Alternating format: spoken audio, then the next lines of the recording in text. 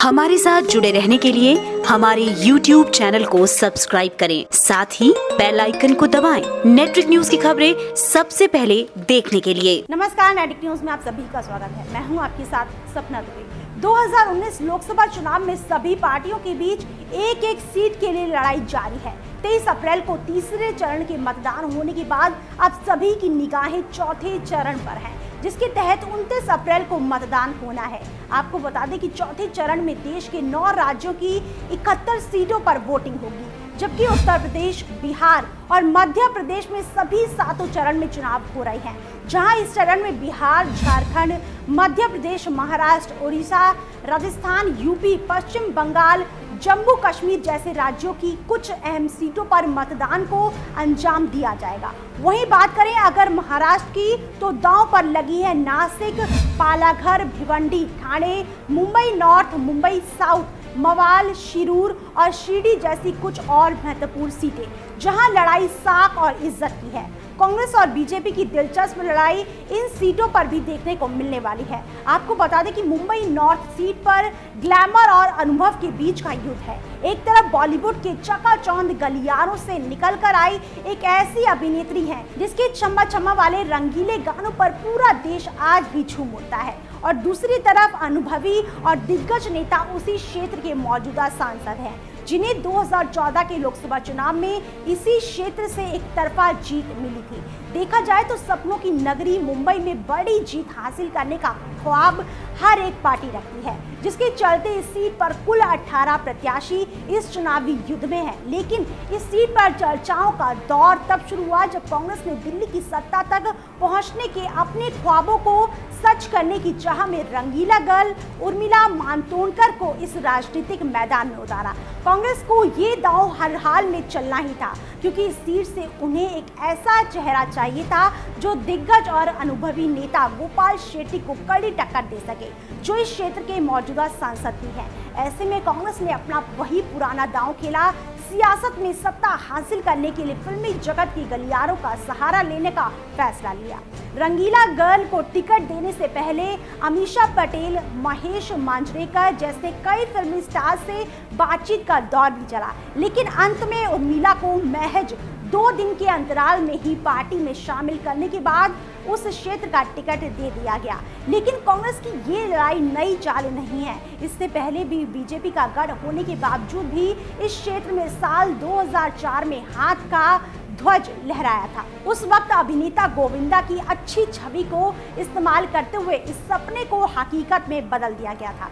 अगर इस क्षेत्र की सीट का इतिहास देखा जाए तो कभी वामपंथियों का इस पर कब्जा होता था। उत्तर मुंबई लोकसभा चुनाव क्षेत्र साल 1952 में वजूद में आया था और उसी साल लेखक श्रीपाद अमृत डांगे यहाँ से एमपी है।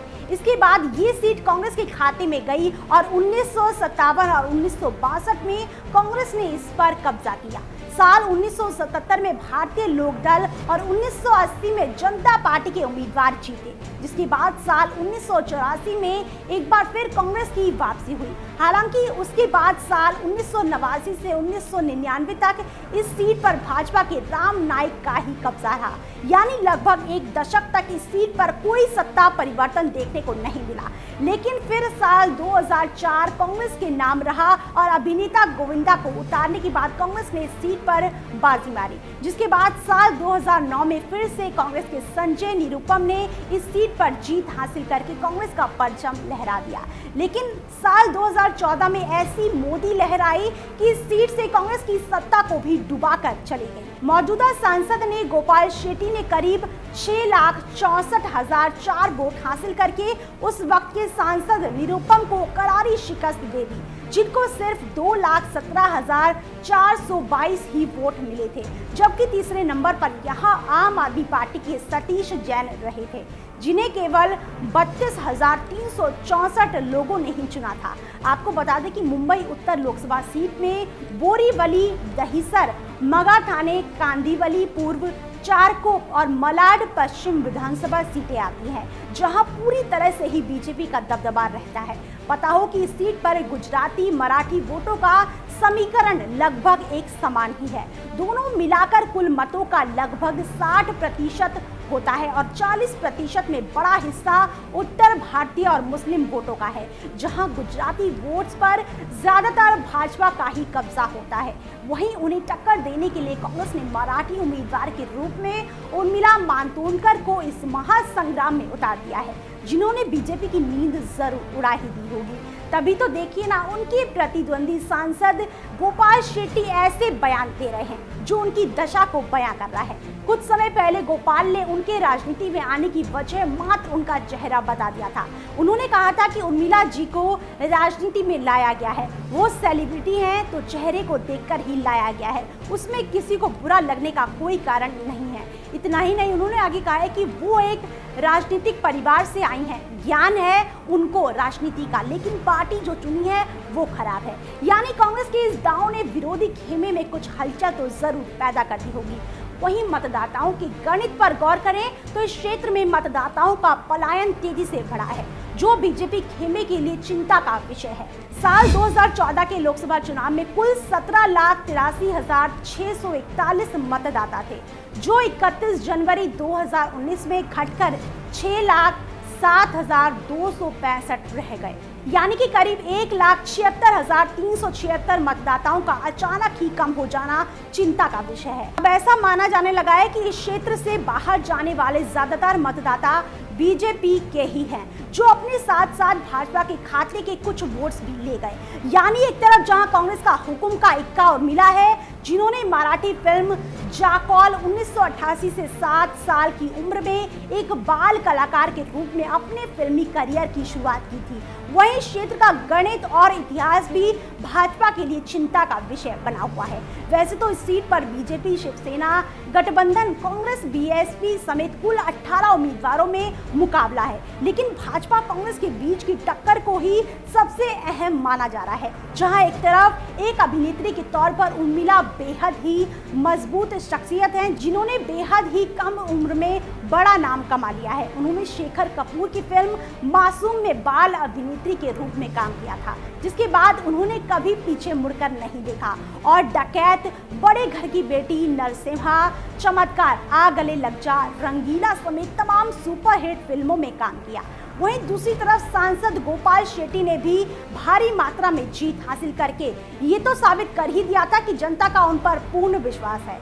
उनके 5 साल के कार्यकाल पर नजर डालें तो सांसद शेट्टी ने 5 साल में अपने सांसद विकास निधि में से 17 करोड़ रुपए खर्च किए, जिसमें से उन्होंने ज्यादातर fund garden, jogging track, gym खाना और शौचालय बनाने पर खर्च किया। जल समस्या दूर करने जैसे अन्य साधन सुविधा पहुंचाने वाले साधनों पर भी सांसद फंड खर्च किया गया।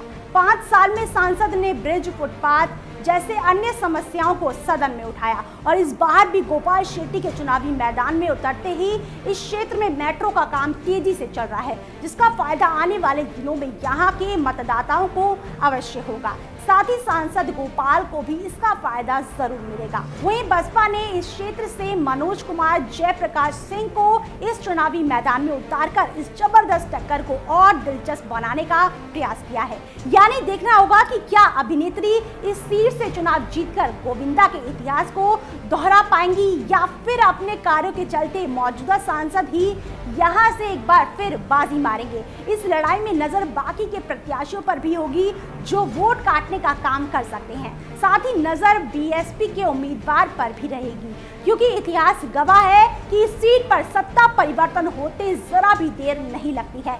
लेकिन इज्जत और साख की इस लड़ाई में विजयी कोई भी हो, एक रोचक और रोमांचक मुकाबला जरूर देखने को मिलने वाला है। फिलहाल इतना ही, बाकी देश और दुनिया की बड़ी खबरों के लिए देखते रहिए हमारे चैनल नेट्रिक न्यूज को। साथ ही खबरों की ताज़ा अपडेट के लिए हमारे चैनल नेट्रिक न्यूज को सब्सक्राइब करना ना भूलें।